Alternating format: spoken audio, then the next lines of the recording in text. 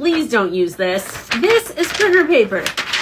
Do you see how wiggly this is? If you're using watercolors or any kind of paint, the paint is going to eat this for breakfast. It's going to go right through and it's going to go onto your table or onto your lap or onto the walls or onto, Betty, who's over there and did not want to be covered with paint.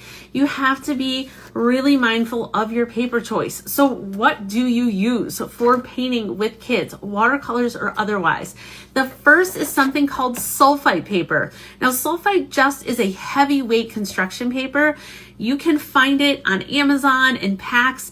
Sometimes it's called heavyweight construction paper. You're looking for something at least 80 pounds. Preferably 90 pounds if you can afford it.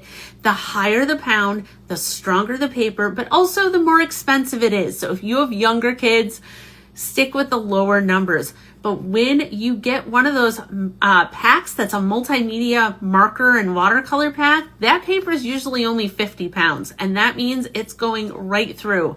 So although it says you had 30 pages, it's going to take out the first 15 the first time you paint, and you're going to be wasting paper.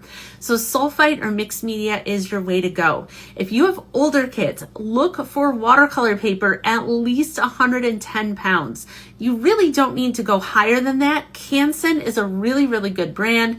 The difference between watercolor paper and sulfite paper is sulfite is going to absorb the water a little bit.